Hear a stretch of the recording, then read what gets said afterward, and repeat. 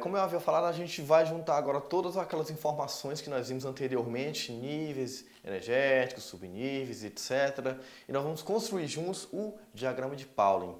Nossa, professor, é muito complicado? Não é, requer um pouco de atenção. E é importante você saber de qual, como se escreve o diagrama de Pauling, porque nem sempre você vai ter disponível, né? Isso, sei lá, em alguma prova que você for fazer, aí você não dispõe do diagrama de Pauling, você pode deixar de fazer uma distribuição eletrônica, é uma coisa boba, por falta de um dado, por falta de informação que você poderia ter assimilado anteriormente. É por isso que eu vou ensinar para você, tá bom? Então vamos lá. Para você construir o diagrama de Pauling, o primeiro passo é você fazer uma coluna de números que vai de 1 até 7. Já entendeu? Já pegou a referência? De 1 até 7. Para quê? Para mostrar já de cara que você tem 7 níveis energéticos disponíveis. Então vamos lá, ó. 1, 2, 3, 4, 5, 6 e 7. Depois você vai fazer uma outra coluna. Só que antes de eu falar dessa próxima coluna, nós vamos ter que atribuir uma informação que está faltando aqui, ó. Se eu falo de níveis energéticos, obviamente eu tenho que falar de quem? De subníveis energéticos. E essa primeira coluna de números que eu fiz, eu vou fazer 4 colunas ao todo, tá bom? Essa primeira coluna de números que eu fiz, ela pertence ao subnível S, que comporta no máximo quanto? 2 elétrons. Então, todas essas informações devem constar de maneira bem clara. Então, ó, na primeira coluna ela pertence a quem? Ao subnível S, que ele comporta no máximo quanto? 2 elétrons. Então, ó, S2, coloca S2 em tudo.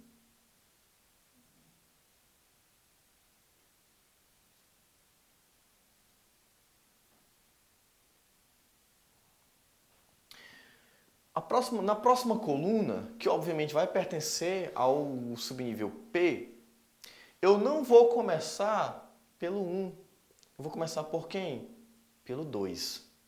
Tá bom? E a partir de agora, para cada coluna de números que eu fizer, eu vou tirar um númerozinho de cima. Tá certo? E, em alguns casos, eu tiro um númerozinho de baixo também. Então, nessa próxima coluna aqui, ó, 2, viu só? 3, 4, 5, 6, 7. Se a primeira coluna pertence ao S, quem eu tenho depois do S?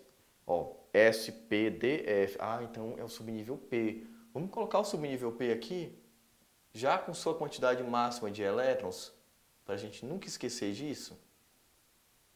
P6, P6, P6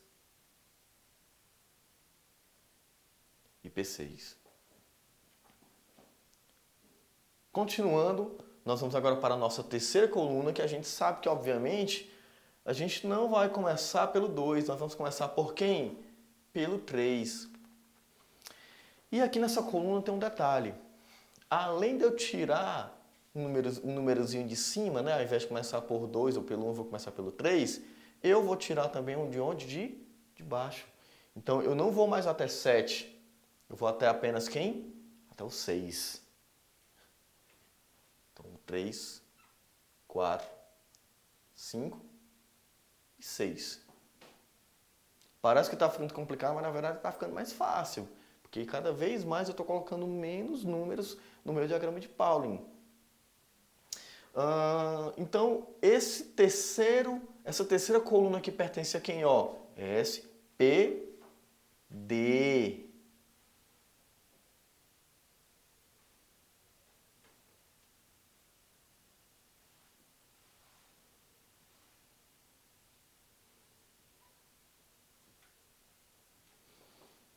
E a última coluna, ela vai de onde até onde?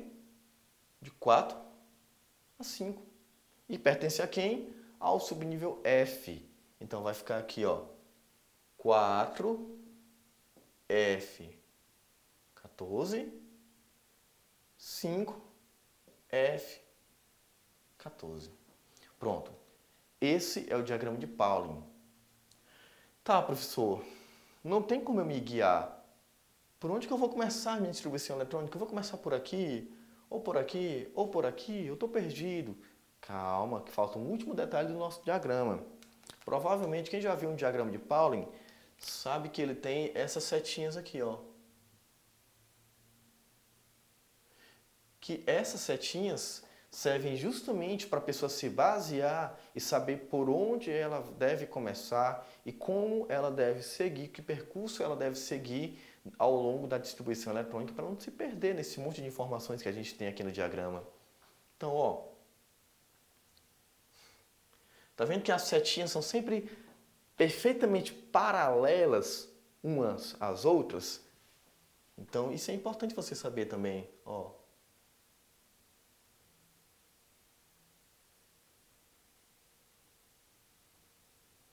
Opa, errei aqui, viu? Deixa eu apagar aqui.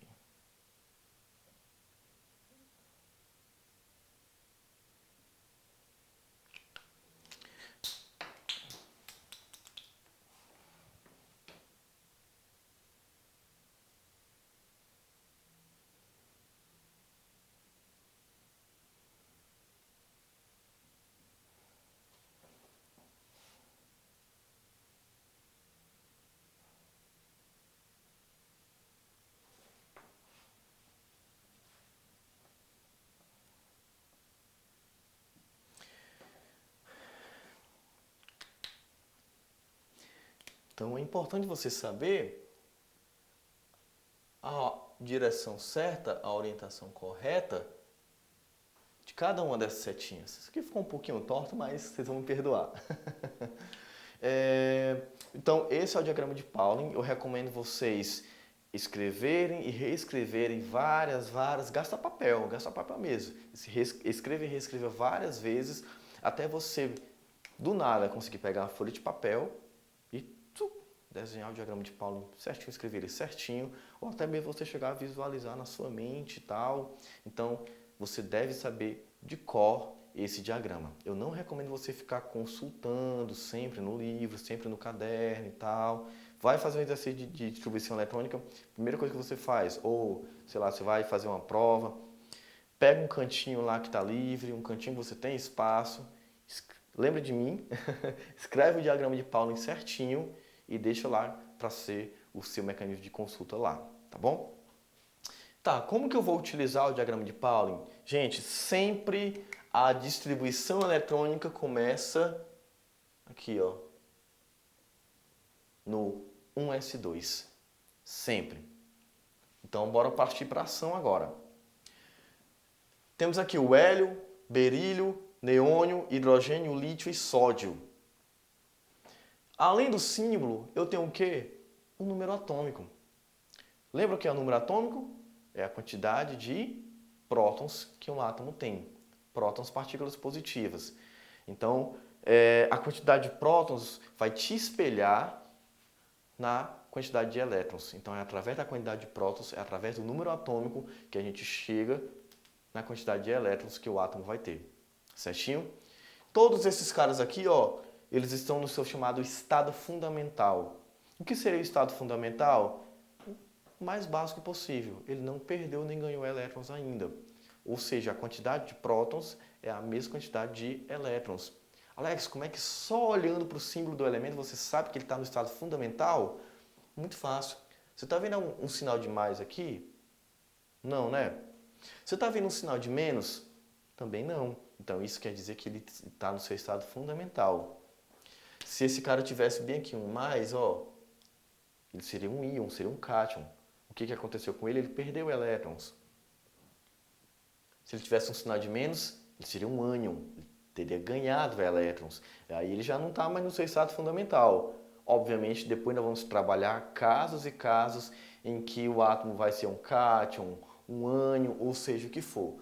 Por enquanto, bora se ater só a elementos que estão no seu estado fundamental, que é mais fácil de se trabalhar, tá bom?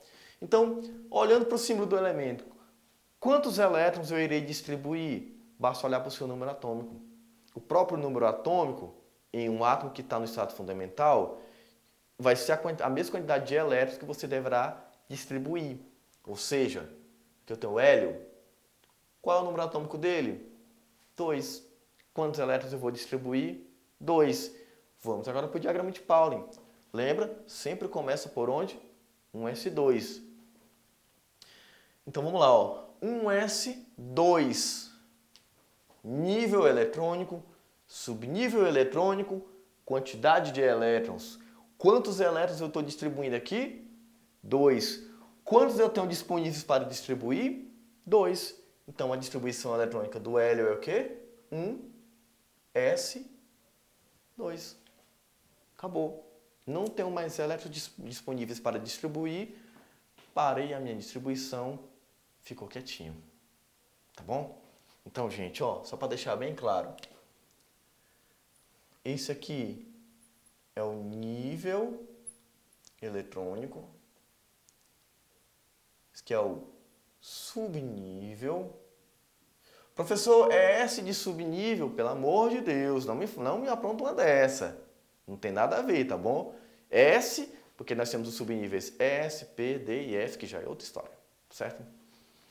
E aqui, ó, o que é isso? Quantidade de elétrons. A gente pode interpretar da seguinte maneira, que no hélio nós temos 2 elétrons, que estão no subnível S e no primeiro nível de energia. Deu para entender? Então vamos continuar. Berílio. No berílio, quantos elétrons eu devo distribuir? 4. Vamos para o diagrama de Pauling. Sempre começando por quem? Por 1s2. Então coloquei aqui, ó, 1s2. Quantos elétrons eu distribuí aqui? 2. Quantos eu tenho ao todo? 4. Então eu ainda tenho um elétron para distribuir. Tenho mais quantos? Mais 2. Então, ó, segui essa setinha. Acabou? Acabou. Então vou para outra setinha, ó. O que é que vem depois? 2s2. 2s. Deixa eu escrever maior S2 aqui. 2s2. Quantos elétrons eu distribuí ao todo? 2 mais 2, 4. 4 elétrons que o berílio tem disponível. Então você sempre distribui a quantidade de disponível de elétrons que você tem naquele determinado átomo, naquele determinado elemento químico, tá certo? Neônio. Quantos elétrons disponíveis eu tenho para distribuir no neônio? 10. Opa, aqui já é uma quantidade maior, você está vendo? Então vamos lá, ó. Começando sempre por quem?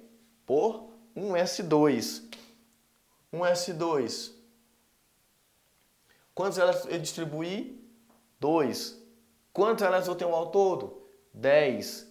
Faltam quantos? 8. Continuando aqui, ó. Sempre segue a setinha, viu? Ó, aqui.